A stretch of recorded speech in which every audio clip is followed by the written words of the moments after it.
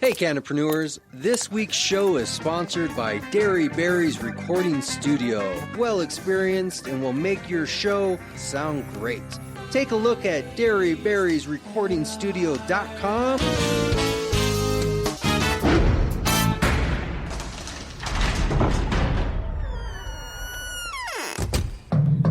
Open up, Colorado. It's 420. Time to grind and burn. This is not your son's stoner show.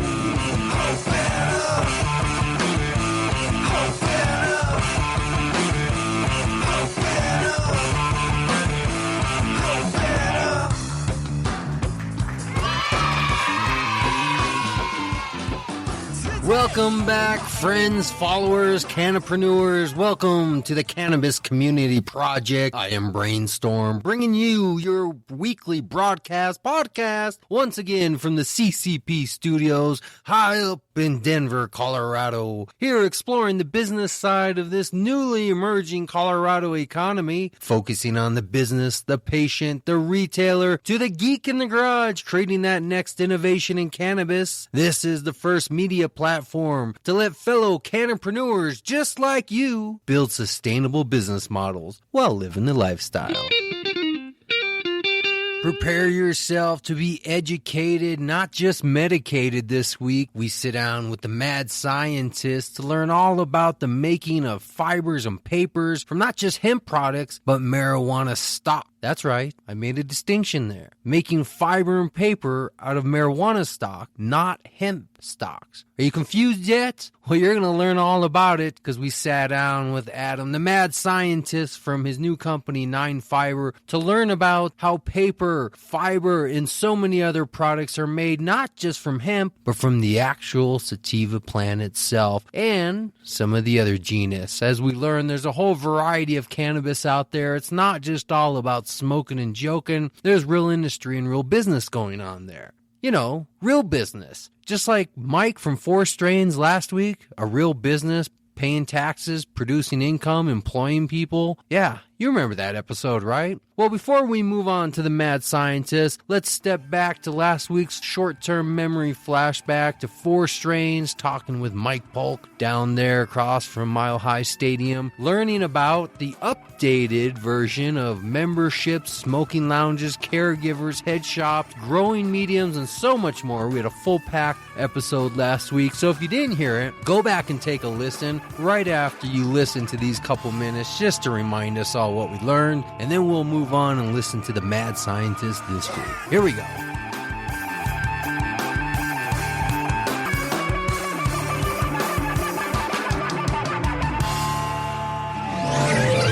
Topic we're talking about today, or Maybe we could talk about a couple different topics. The fundamentals of being a business owner and running a business. We could talk a little bit about the lifestyle of how to balance being a business and personal life. Yeah, it's really tough sometimes, man. How's business? It's okay. Okay. Yeah, I mean... the doors are still open. Yeah. Are you still running the main promotion of buy $30 or more in the head shop and get a friendly gift? That also includes the hookah lounge as well. You can spend $30 on either side and you'll still receive the 3-gram gift. We're an adult establishment, so it's BYOB. Bring your own bud, bring your own booze. All we ask is that you act like an adult. Great. You know, it's just like being at your own house almost. I mean, it's a fair price from people and in bulk to make your money over a period of time. But this is the same as buying any commodity. So what is the market want an average, size pipe for? Nothing too elaborate. We're not talking about bongs. We're talking about handheld pipes. Yeah, a little spoon, colors. What are people wanting to pay? $5 to $100. Okay. It's a varying range based on... None of our prices in our store are out of whack with any other store in Colorado. Do you go around and check? How do you judge that? I wouldn't say I go around and check, but... I've shopped enough in Denver. Yeah, at the I pipe do shops. shopping. I live here. I shop at stores. There are things that I need that they might have. And Before I owned this store, when I was when I was buying glasses, just consumer, there was a price range that I can afford. You know, and a pipe to sell 4 inches of glass for $15 or $20 easy, you know what I mean, or $6. I mean, most people don't want to spend more than $100 at a time on a piece of glass. You know, I'm not just giving people free pot just so they can come in and destroy my space and disrespect my merchandise and my customers. I'm doing it because I'm trying to get people to know who we are and what we're about. You can grow your own weed here at below like market value because you're growing it and you're only paying for the small things it takes to cultivate it. You can see the plants when you come in the store, when you're standing at the counter, they're right in front of you and behind the glass. The Garden Club members are the ones that give the marijuana away to the customers, not me. They pay for their space for their plants, and then whatever marijuana they don't use, they give away. It's pretty simple. Kind of like paying it forward more than anything. If you want to learn to grow pot, you can get a book, you can buy chemicals, you can buy the growing medium. You know, if you want smoking accessories, there's always places to go. We just want to be places that you want to go. You know what I mean? That you like going, because where it's at, who we are, the products we offer, the gifts. It's not about like making money. We don't care more about the dollar than the customer. Cool, man. You know, I was just remembering it was show number 6, and this one will come out as show 26. So it was exactly 20 shows ago when we sat on for the first time.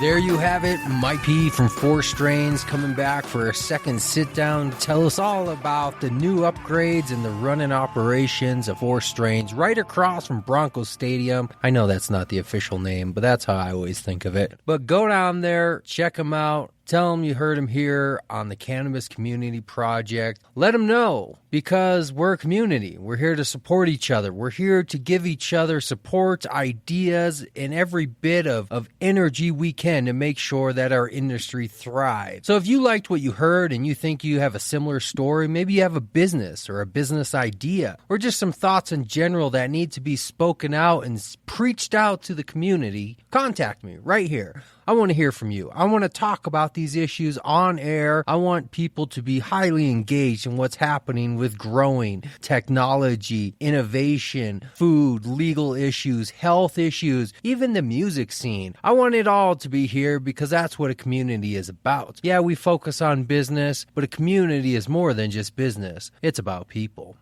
Very good. Enough of that. Let's move on to Twin News. This week in news. Last week, we didn't really do Twin News. We did a single story about Adam Carolla being sued, heading up the campaign to raise money, legal fees actually, to fight the patent trolls. That's what we talked about last week. Very interesting. If you didn't hear it, you're going to want to go back and listen to that one. This week, we just have our average old Twin News where we go around, we find out what everybody else has already reported on, and we try to snatch it up just a split second before you can get to it on your social media. So this is the only place you need to go if you want to hear social media regurgitated news about cannabis, because that's what I'm doing. I'm regurgitating cannabis news, finding the Facebook and the Reddits and the Twitter, and even a couple of offsites here and there that you might not have heard of, but finding all the topics. I even have my Google News feed automatically keyworded to all things cannabis, and I pick through them, find a couple interesting stories and good ones, consolidate them, and then deliver them back to you pretty much like I'm reporting it myself. We're short on time this week because we have a great interview with the mad scientist, so let's just quickly do a few stories and try to keep it under 5. Here we go. Twin News, this week in news.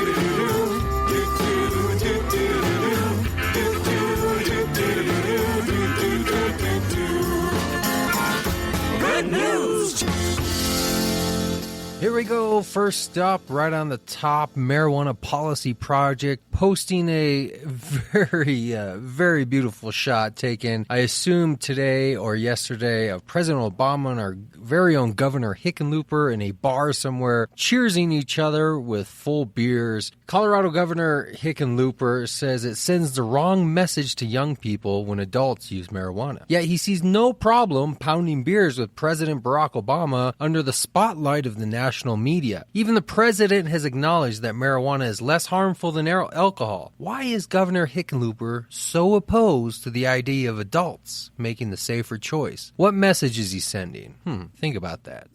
Hey, be careful what you post on YouTube. Here's a story posted by United Cannabis Workers sharing a link about a man getting busted for growing marijuana and posting it on YouTube. We've heard many stories of people posting Facebook, other social media, and of course, if you're going to do a video and you're going to show what there is to show and you're going to give all your identifying information, you're publicly showing what you're doing. Think about it, folks. All right? Don't be stoners all the time, just when it's time to be a stoner. You understand? Science versus the politics. Cannabis law reform clear. Posting politics of weed in New York and beyond as we gear up for our celebration of New York becoming yet another state to legalize medical marijuana as the new cure for both economics and health. It's now going to come down to science versus politics. And I would just like to say, for those of you who do not clearly understand the science, please stay out of the arguments, even when you think you're trying to help. I was listening to somebody the other day, rather famous, who I support and love, but just very confused about the idea of how cannabis affects the body and how it works, what recreational and what medical are all about. And I find it personally offensive when people lump medical into recreational and then mock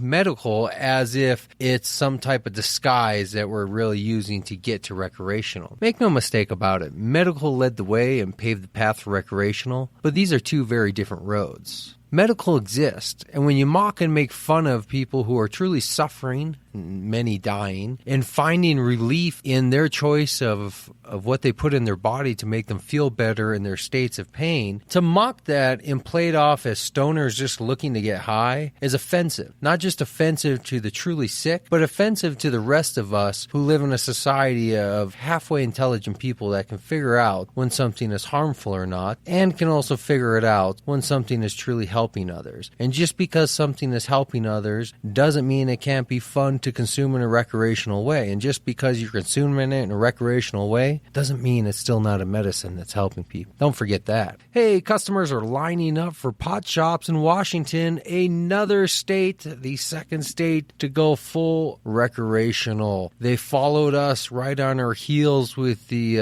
legalization in 2000 whatever, a few years back in the election, and now they're implementing it right after us on our heels once again to the recreational side. I'm sure if they come here and they find our experts and they see what we're doing, they should have no problems at all. Filmmakers give away free marijuana to promote documentary. Cannabis law reform posting again another way that Adam Hartle and Anthony Hashem hand out legal quantities of drugs to raise money for their movie documentary. Well, here we go. It's not very innovative in the sense of original or creative, but it's ballsy and it's innovative in the sense of saying, I'm going to actually do something that everybody thought about for the longest of time, but we're going to actually do it and raise some money. And of course, it'll be successful. That was posted also by theguardian.com. You can read up on that.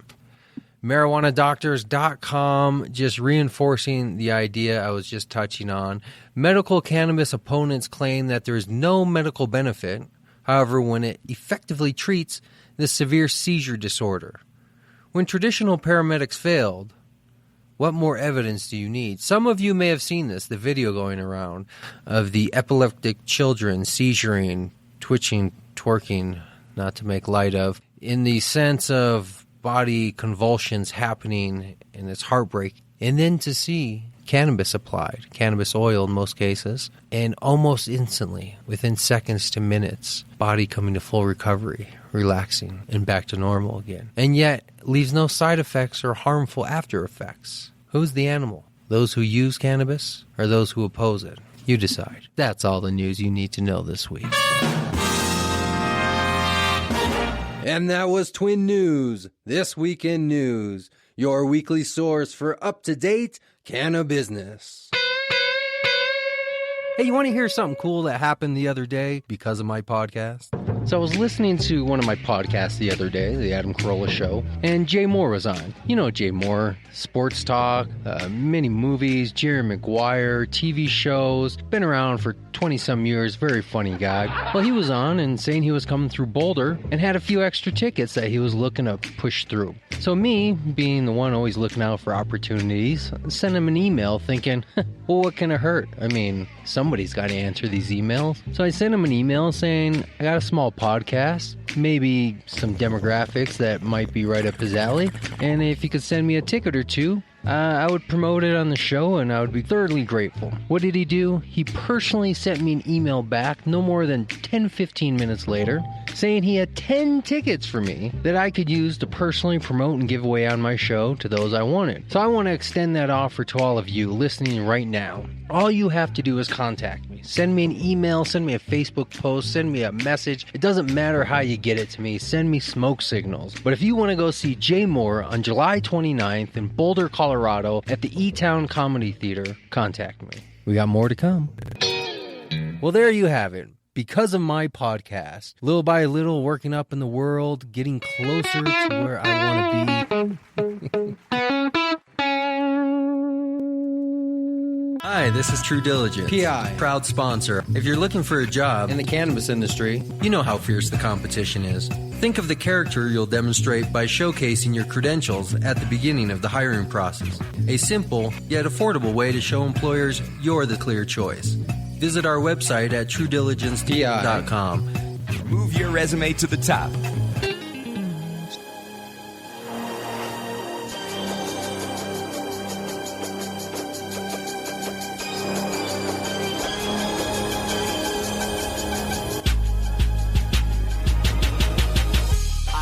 I belong in an asylum. These psychopathic tendencies tend to get the best of me. I've been exuberant since I was in the uterus, malignant like a tumorous, service in hysterectomies. Scalpel please for surgery. I cut precise as I murder beats. Why act humanized while humans lie? I'd rather protrude your mind and crucify these crucial lies. Independent forever, that's the vendetta, better bring Berettas. I'm acting reckless, call the paramedics. You should diet if you're diabetic, and you could die if you feel neglected. Cause in my city, gotta earn your stripes to feel respected. I'm next up, investing in and trying to buy Colorado. That's the motto where I'm from. Every day yelling out, ACO on the top of my lungs. Everything in excess, living life luxurious, killing it, I'm notorious. I think I need a flu shot, it's me against the world, feeling like I'm too I get in where I fit in, MHTSXX, be the quick bitch.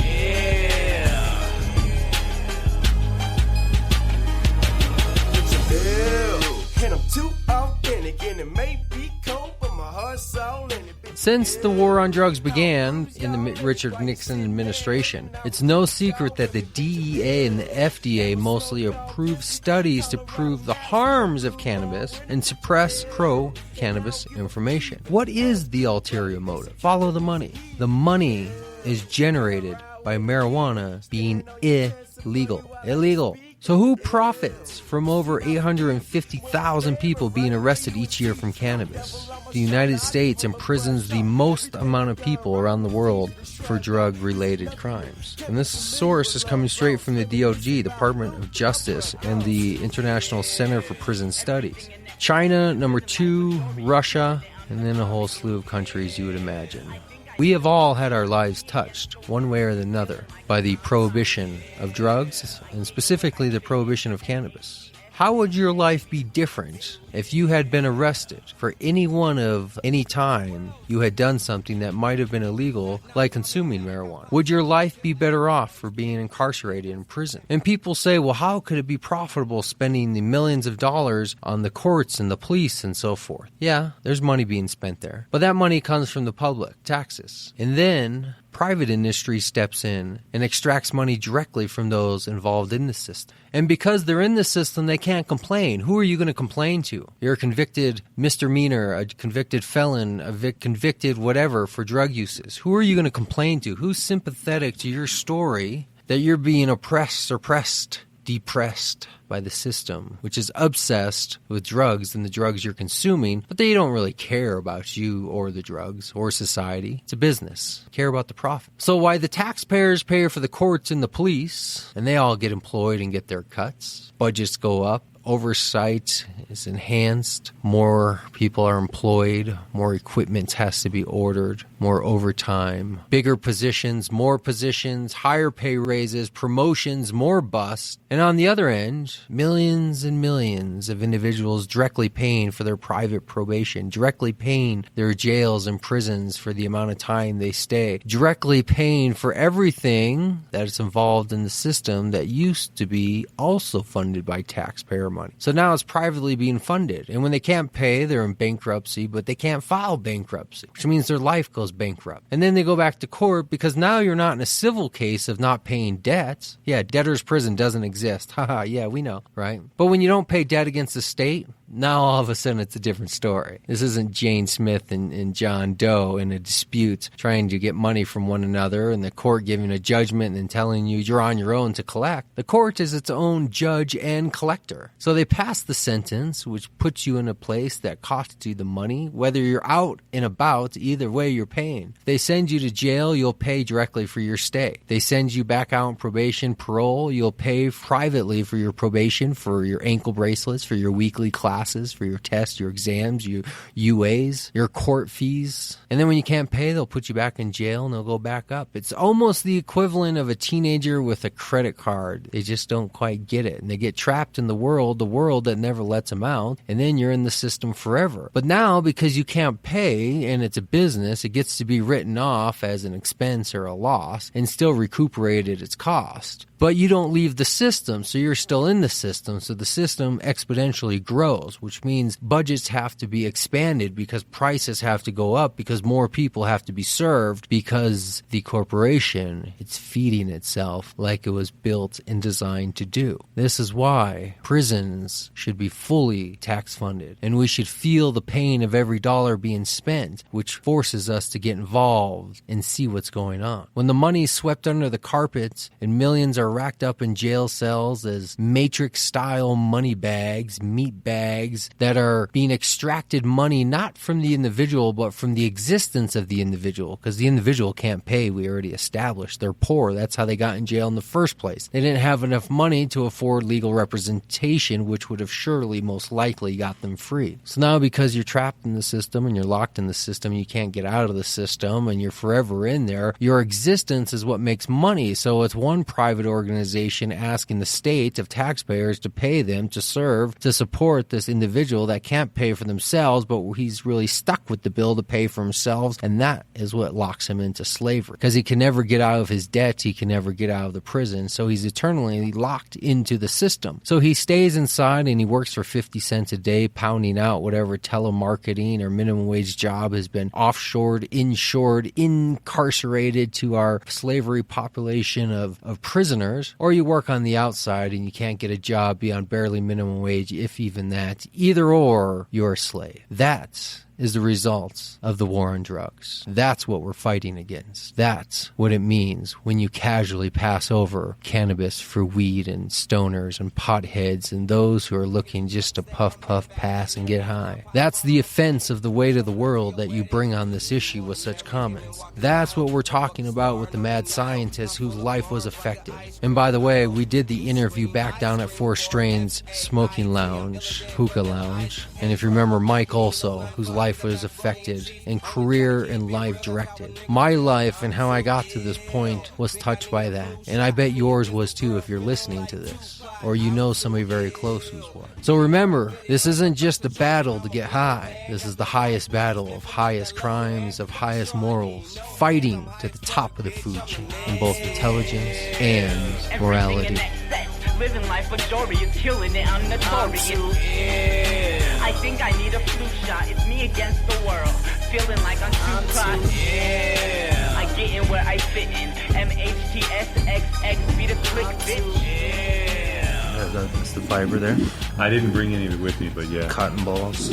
That's the basis of everything, right? I guess. I mean, do you take that? I don't know much about textile. You take that cotton off the plant, right, and that becomes your shirt. Right. So if you can get this, you can get everything. I'm gonna have thread in a few days. So you want to tell us who you are? Like, we know you're mad scientist. Mad scientist is what I go by. We go by first name Adam. I'm with a new company called 9 Fiber, and what we do is we are a cellulose extraction company. We take plant cellulose and make it usable for fiber or paper, and particularly right now we are interested in taking the marijuana plant waste, which is the stalk, the dried stalk, and converting that cellulose material, eliminating all the THC, and making it usable paper and usable textile material. Cool. We're doing research on that right now. This is pretty exciting, actually. When I saw you post it the other day on Facebook, I immediately thought, oh, finally, somebody's actually not talking about starting a dispensary or something that's very specific, plant-based for retail. Somebody's actually going into the other side of it, the part that we're all kind of waiting for, this big hemp industry that people are talking about that's taking off. Sure. But you're making a fine distinction between what you're doing and the hemp industry that potentially is going to merge out there, or you feel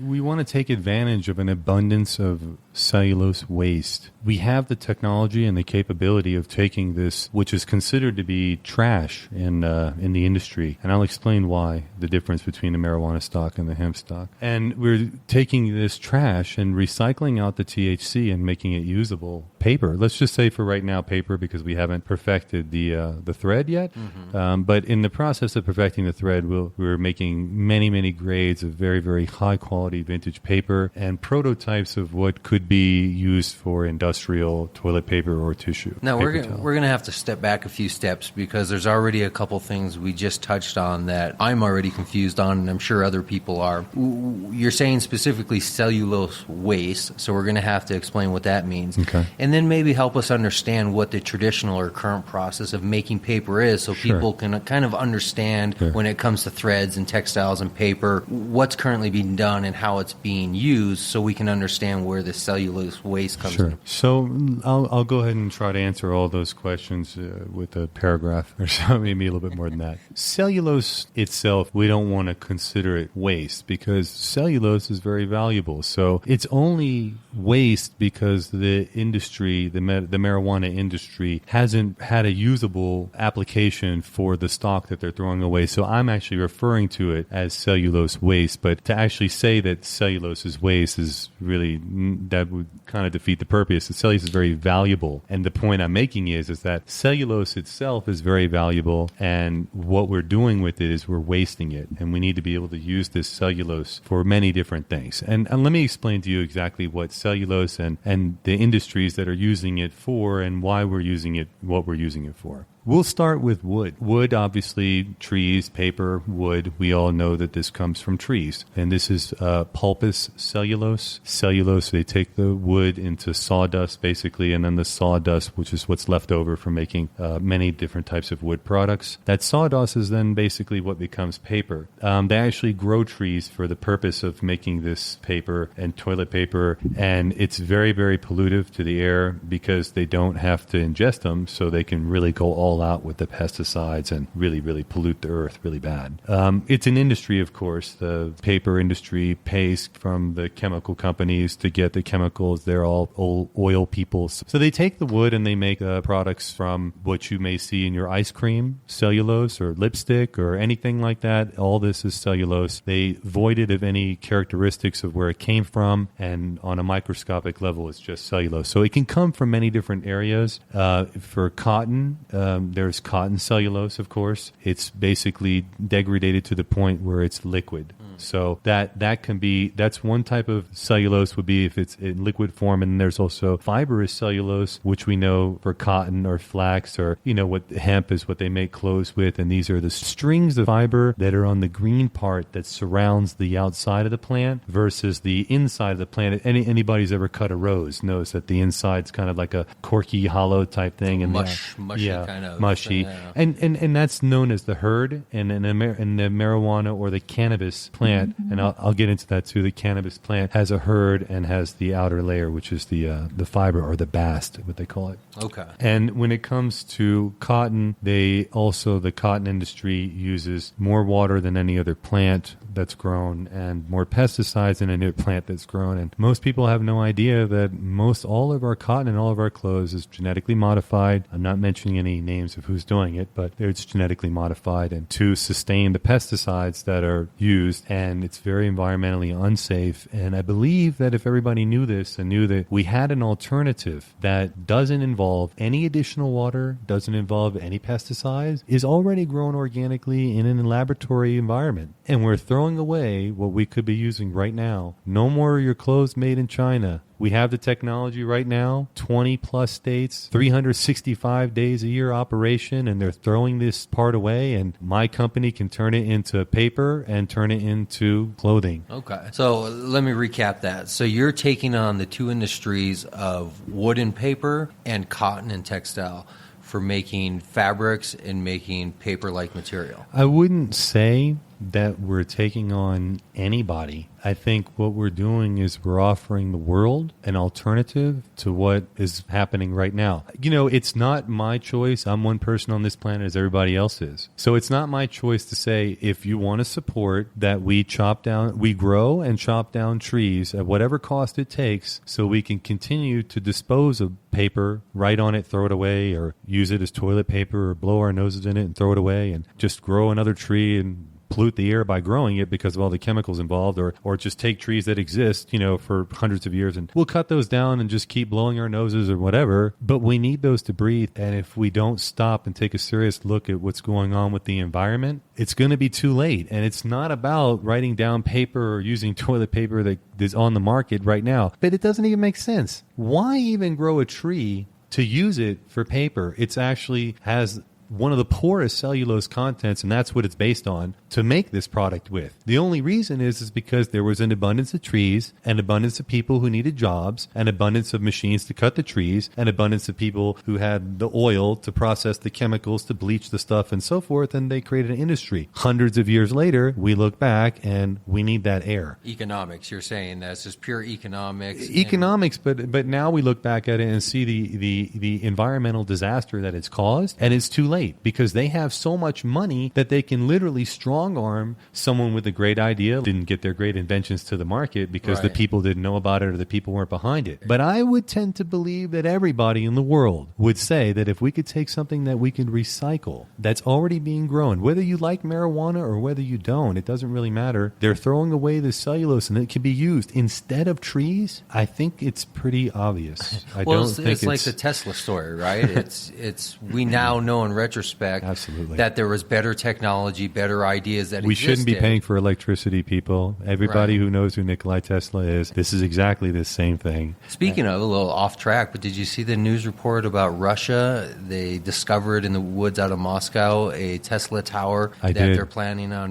bringing back to life. And I want the people to really understand that everybody who hears this and everyone who hears this can share it to their friends and let them know. If you're tired of having to spend your tax dollars for politicians that keep coming up with these bullshit reasons on how we have to pay for environmental protection agencies that really aren't doing anything, and we all know it after BP and all the other crap that's going on in the world, and you want an alternative, it's time to stand up. Right now, you can make a difference. Right. I agree. And I like the angle. It seems like your company and your idea is very strongly economically, socially, and politically based rather than just purely, here's a business that can make some money. It almost brings us back to the class, the social entrepreneurship class of finding the multiple bottom lines and the multiple end objectives. So I think you're definitely in the new economy with that type of thinking. I mean, I want to go back and kind of recap the difference between the hemp stock and the marijuana stock. And I want everybody to understand. Hemp stocks there's a couple of different types of hemp stocks. There's different genetics, like there are different strains of marijuana. But for the bulk of the two different types of classes of hemp stocks, you would have seed hemp stocks, which are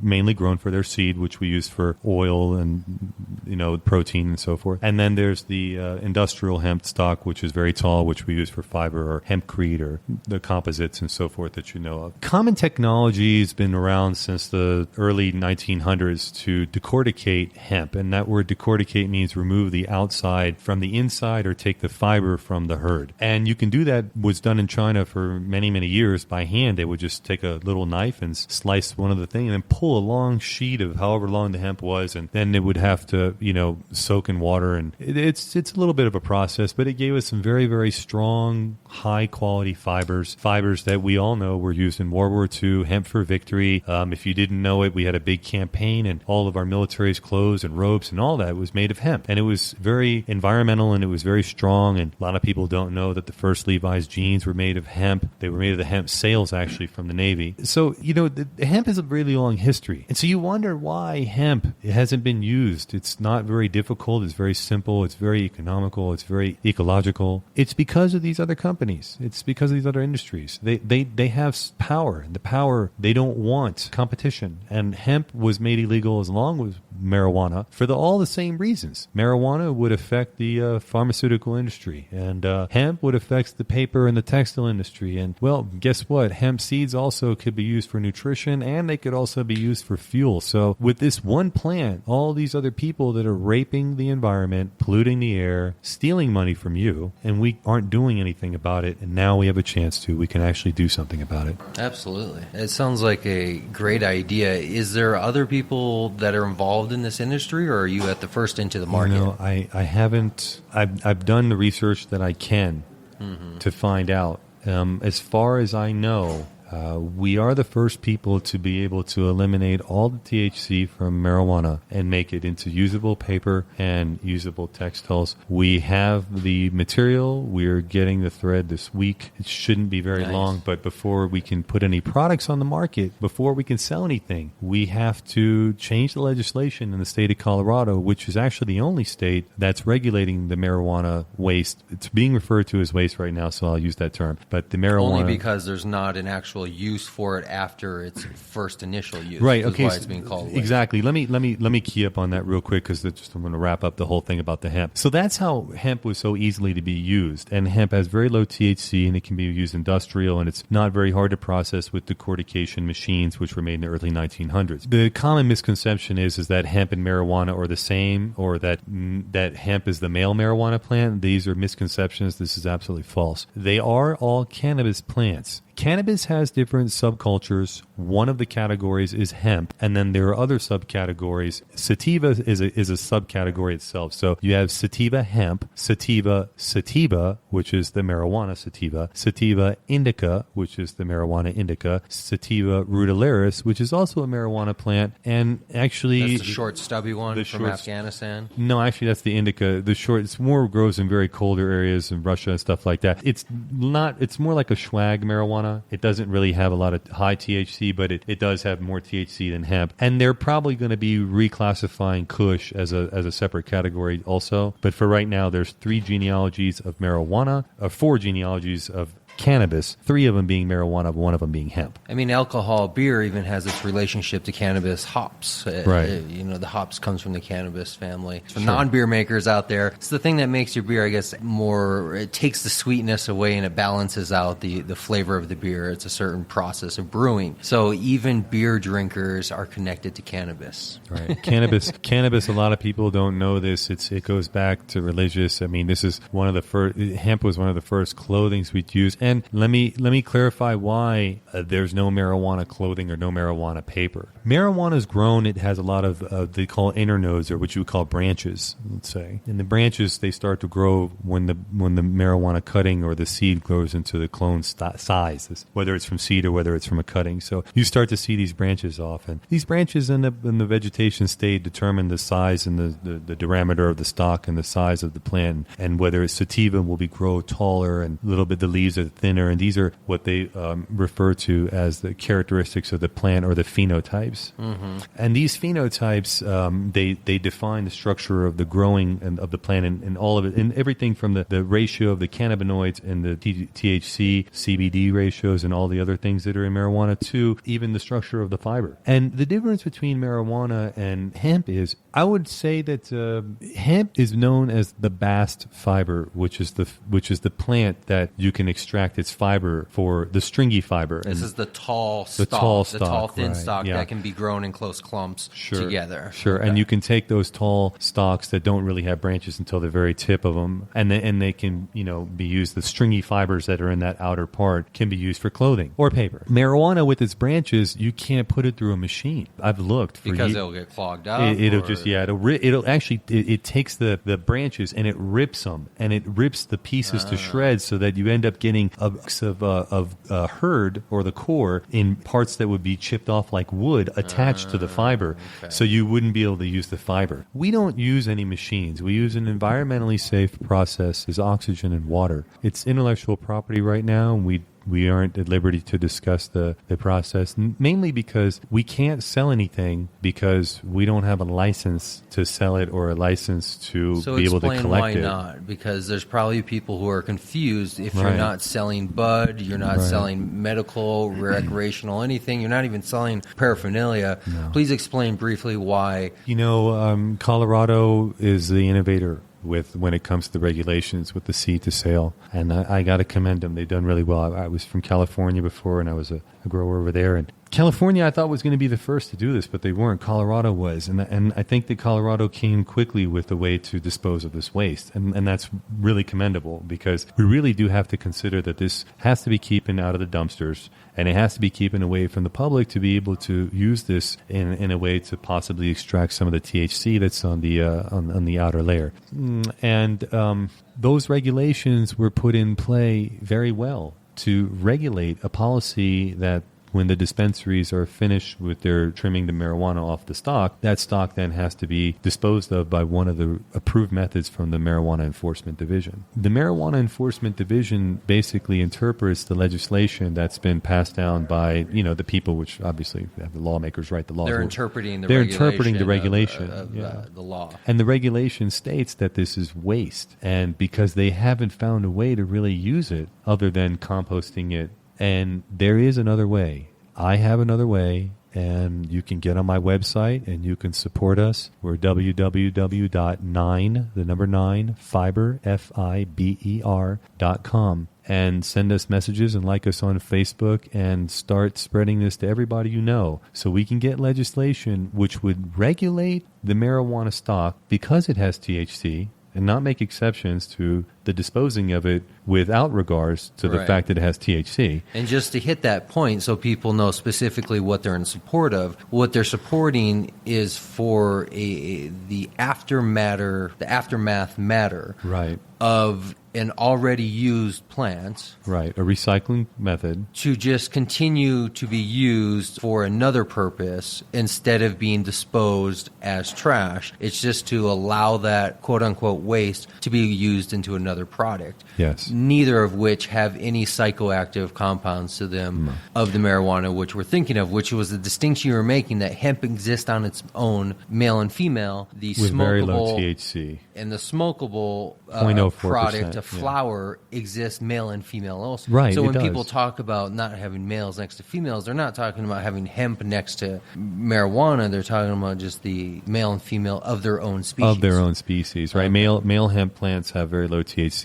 Female hemp plants have low THC. That seems to be one of the deciphering factors, is the labeled psychoactive tetrahydrocannabinol. Right. And what we do is we recycle out the tetrahydrocannabinol, which then makes the stock which they're throwing away usable just as hemp. And you do this by proprietary process. It's a proprietary process. It's environmentally safe. And No chemicals, no toxins. no chemicals or toxins at harm all. to No person harm. or earth. No. The byproduct is oxygen, which is good for the environment, and water, which is good for our waste supply. It can be used on any fiber. We can do this on cotton right now. But we're choosing to specifically apply this technology to recycle. And by the way, I just want you to understand, hemp is already known as the most superior organic fiber on the earth. The problem is that the cotton industry has so much money that they suppress the production of hemp. But we have far more abundant supply of cellulose that's identical to hemp in a lot of aspects, actually superior because of it being grown in conditions laboratory-like or with all the nutrients to make the THC superior. So we have actually superior fiber, and because of the law of Colorado, we have to throw this superior fiber, the most superior fiber, we have to throw it away by law. And I'm asking you to call your senators, call your congressmen, call your best friends, and tell them to do the same thing too. And let everybody know, Colorado can be the first state and the first place in the world where we can take marijuana stalks that are dried and they're throwing them away, and you can wear it soon, and you can use it as paper very soon. They changed the regulations. I can start selling it. Until they do, we're in the research and development stage. We're accepting donations. Your donations would be helping us to secure legal and everything else that we need to be able to make this a reality. How are you accepting donations? Are you doing a crowdfunding site, just through the website? Right now, we're trying to have an initial buzz. Remember, we're speaking because this just happened. Okay. So everybody knows that. So if they go to your website, go to our website. Find a donate button. You can find a donate button. We're hooked up through PayPal right now. Hey, listen, guys, women, children, everybody out there, because we're not promoting marijuana. We're actually promoting an environmentally beneficial way to recycle something that exists right now as trash and make it into a superior product that is on the shelf. A higher quality paper, softer paper than you can get from the people that do it with wood, and better quality fiber than the people that do it from cotton, right here without any pollutants, without any additional growing, no additional water, none of that. Support us, like us, share us, call people, make legislation pass. This is a ground roots effort. We're not selling out. We want to know that the people are behind us. This technology is very superior to what exists right now in the current applications for these things, with whether it's wood or textiles. So there's offers of sell this, sell that, let us know what this is. We're not doing it. 9 Fiber is for the people. We exist for you. We want to know that you care. If you want this world to be a better place and you are tired of the people that have money dictating the environment, and then you having to spend your tax dollars to clean up the mess that they make because of their lies, support us. Even $1 from each person and 1 million likes gets us the money and the legislation, the lobbyists, and the support that we need to make this a reality. And then no more made in China. You can feel proud of yourself when you buy your clothes. No more cutting down trees for toilet paper, because you know that this came from something that was already being grown, and we can use this. And I will produce toilet paper. If you support me, I will undercut everybody, and I will put toilet paper on the shelf that is superior for less, if you can support us. Thank you. I like that, the toilet paper campaign. All the way. You know, it just doesn't make sense. And I'll tell you, I had this idea a long time ago, and it's it was not a kind of shitty funny. idea. It's not. But you know what it is? What we're doing to ourselves? We've failed as a human race because we somehow let someone decide. As an intelligent race, we let someone say that we believe you're more intelligent than us, and you should lead us with the idea that we should suffocate while we defecate. Wow. Think about it. We should have a rant off. We should. I think because, you're the if first we can... person I've met who's come close to my ranting abilities. I'm sure this is going to be the first of many. We have a lot of questions that are going to be coming up. That Who inspired you for this idea? Are you the sole inspirator? Yeah, I would really like to say that. But I think that I would really have to say that Bob Marley Really? Bob Marley inspired me for this, and I think that everybody should take some time. I have nothing against the music that plays today. I listen to it also. But I think everyone should take a little bit of time in their day, not just hear the music, but listen to what he's saying. Because people, we can do something about our planet. We can take the responsibility. And, it's not just a dream. If it was your dream, it's a reality now. We can do this together. Very good. You're the second person in 2 weeks on the show who's referenced Bob Marley as one of their inspirations and models for how they're conducting their life dreams. That's anytime you get a good idea, you're like 1 in 1,000. Anytime you can execute that idea, take action on it, you're like 1 in 1,000,000. And anytime you can get any success from that action, you're like 1 in 1,000,000,000. So, well, there's one more to add to that too. If you can make that 1 in 1,000,000,000 and rise through oppression, and we'll talk about that at another show, maybe. Your oppression, my oppression, and how I got to even be in Colorado. Of that, how that contributed to this kind of business idea, or just your overall path in life and your aspirations. I think my path in life, how I got here, and what led me to really believe in. Well, when you say oppression, that implies a systematic or large scale something against you. That's right. Were you oppressed by the government, by the man?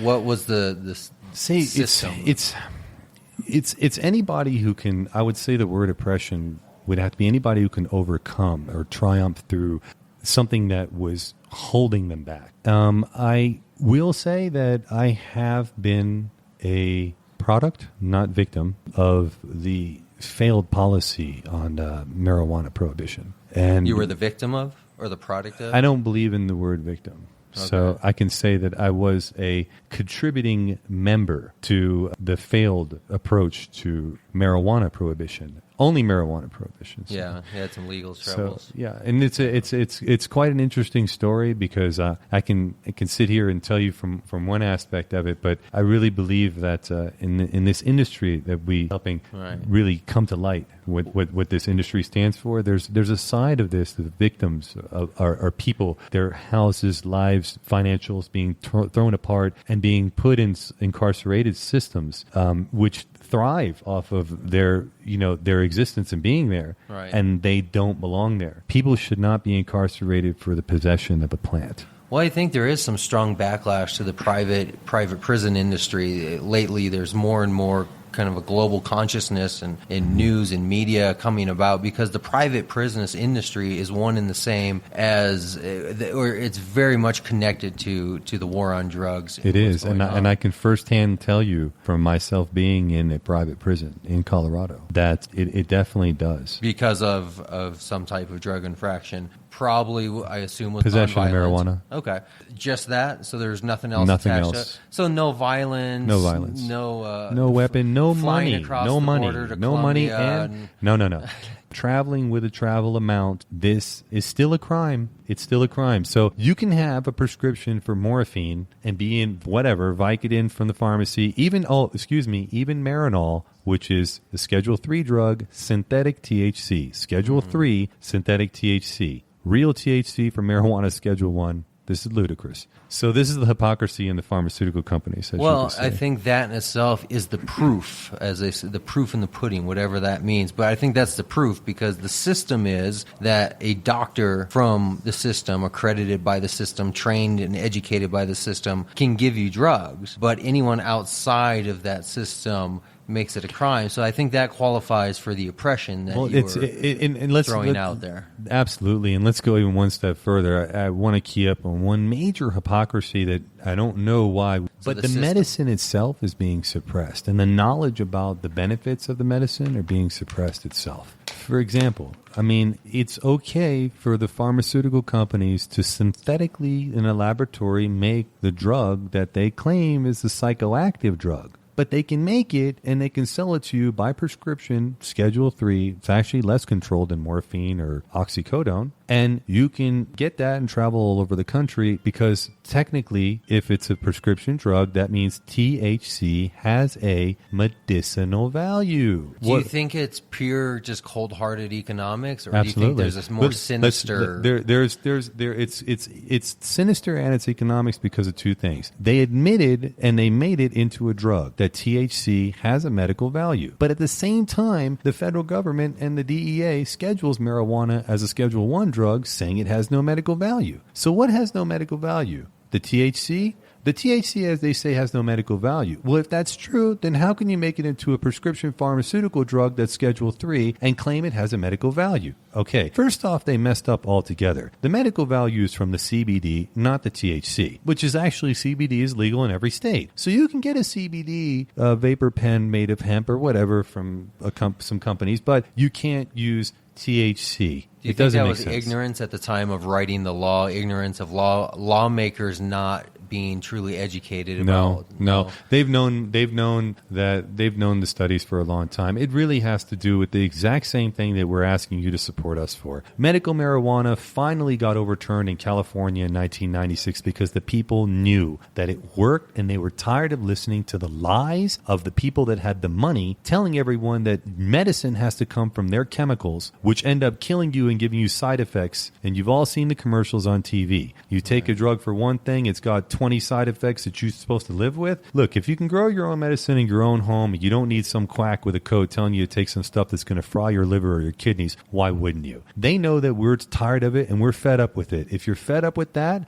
I'm sure you're fed up with the people polluting the air. I'm sure you're fed up with all these other big corporations. Then we can have one finally for the people, by the people, supported by the people. And if you support me, I will never sell out. You get very impassioned in this. Do you consider your company to be a social activist company in addition to developing and innovating and eventually selling product? At the moment, we really can't even make any more claims other than research and development because of the legislation. I myself, as an individual, can say that I am very passionate about everything that I speak about. So I guess right now you're more of an activist company than a retail company. No. Our company is a research and development company. Okay. I, as an individual, am an activist. I happen to be a part of the company. How long have you been active in the sense? Are you since birth? Or? I would have to say that I always felt that it was wrong that some person who was no bigger than me from the moment of conception had the right to tell me that something I was doing that didn't harm anybody could put me in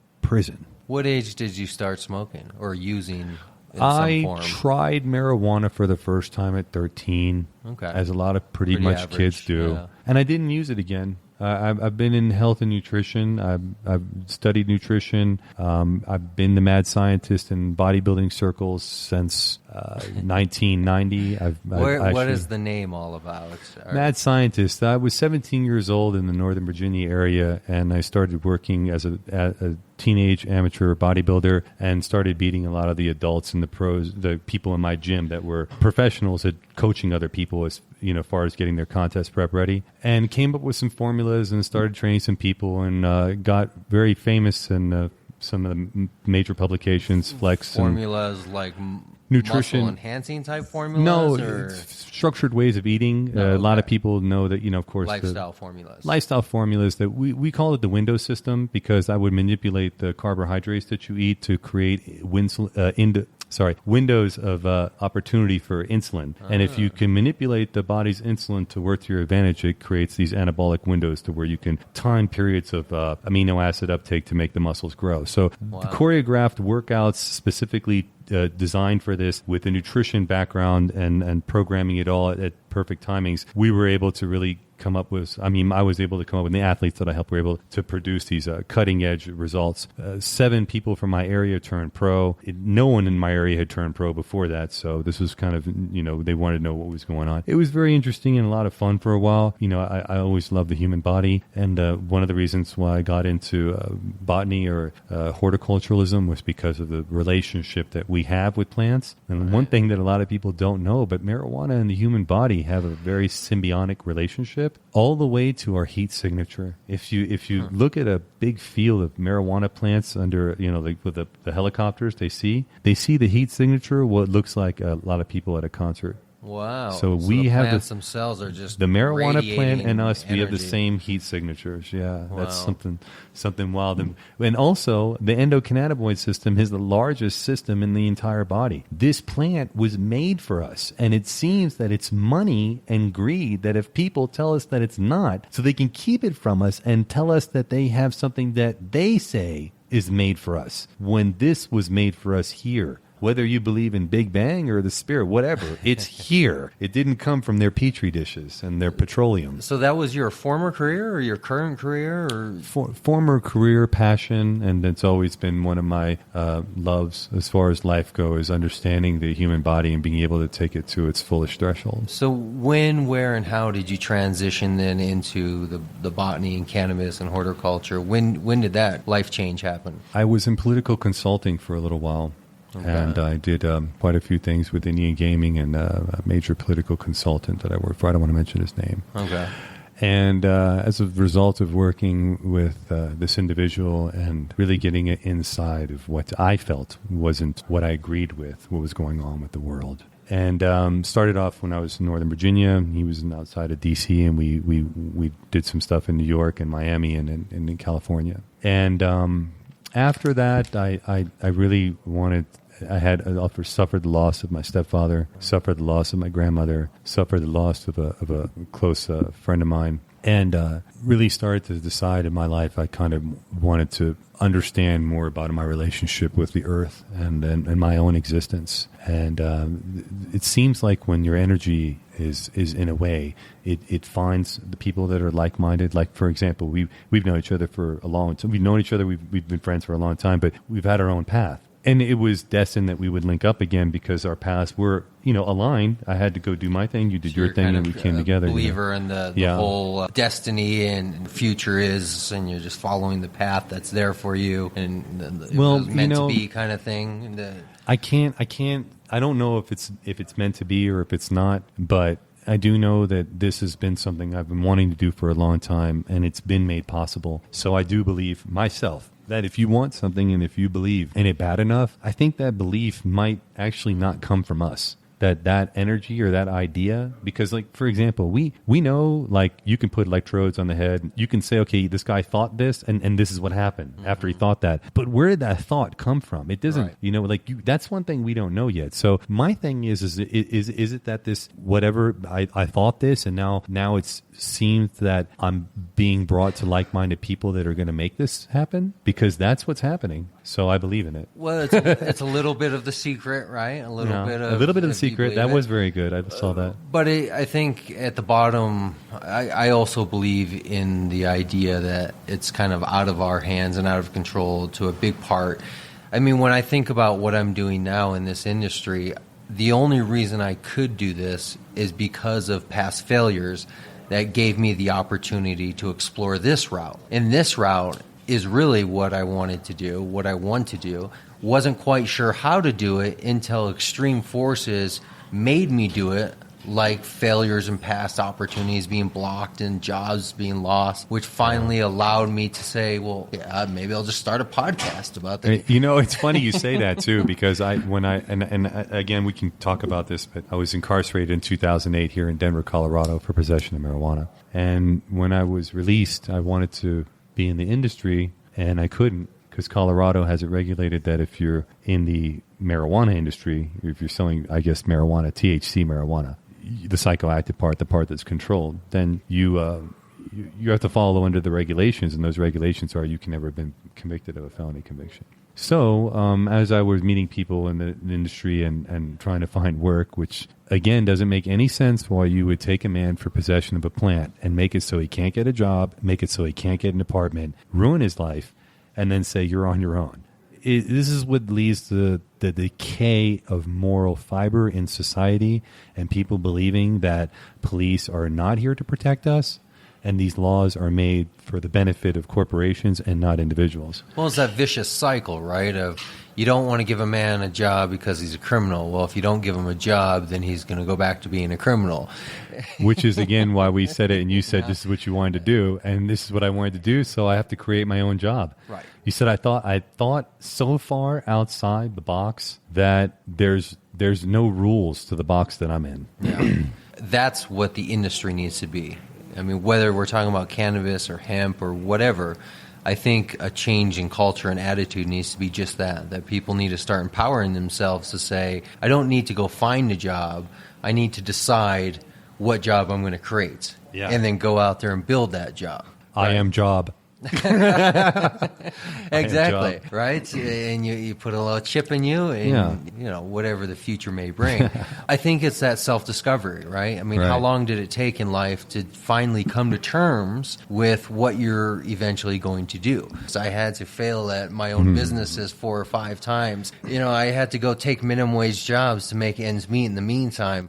I had to do all those setbacks and failures so life could force me into doing something that I wanted to do, but couldn't quite get it together to figure it out. And you know, I have to say this, and a lot of people really don't realize this. You know, there's different types of people in the world, and I'm you know, everybody has his own purpose. Personalities is great. You know, I love them all. As far as getting the chance to be able to do what I wanted to do, what I'm coming to do right now, I'm gonna have to thank prison for that, and it's really hard. It's really hard to say that. It really is hard to say something like that. But there's a type of personality that's gonna take the best at whatever they're in. If I can't change the world, then my mind might be able to. And then one day when I get out, I want to make it happen. And I believe that we're at that point right now where we can really say, you know, we really can change the world. And we want to know that the people are behind us, not just for the highest quality fiber or the highest quality paper. That it is, I can assure you of that. But it's also because of what we can do as a human race. I mean, the product is there to make ends meet and pay the bills and provide the people with a tangible good that they can claim to be part of the community, but it's the idea that they're really part of.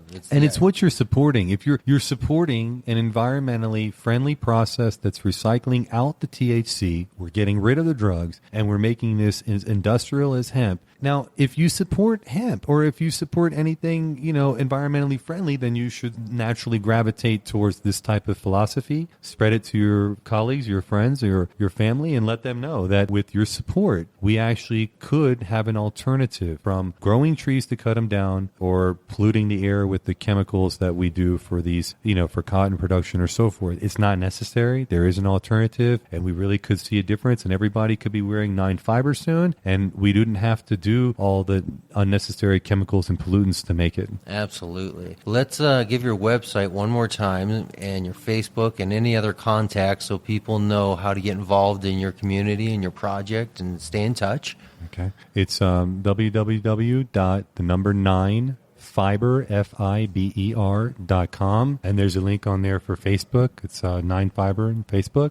And like we said, we're asking for everybody to reach in and support us. $1 and a share, you know, it really makes a big difference. You know, a cup of coffee, just spare 1 cup of coffee a month and support us. It's not only for the environment, but it's an alternative, and it's something that's sustainable that humanity can benefit from, and we can stop acting in a way that's destructive and start acting in a way that is productive. There's jobs that we can bring to America. China doesn't have to own the textile industry for the world. The United States used to be the leaders. There are over 1,200 shut down factories in North Carolina. There's enough supply that we can bring all this back to the United States.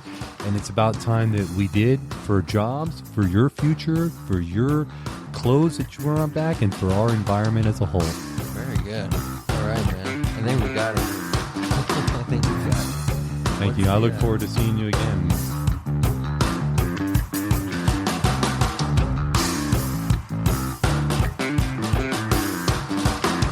Thanks for listening to this week's show. Make sure to come back next week. We're going to have more guests lined up, speaking with dispensary owners, growers, business owners. Make sure to follow us on all of the social media, Facebook, Kush Common, Google+. You can listen to our shows live from the website or your preferred listening platform. Find us on iTunes, Stitcher, SoundCloud, Spreaker, even YouTube, all under the same name, CannabisCommunityProject.com. We'll see you next week.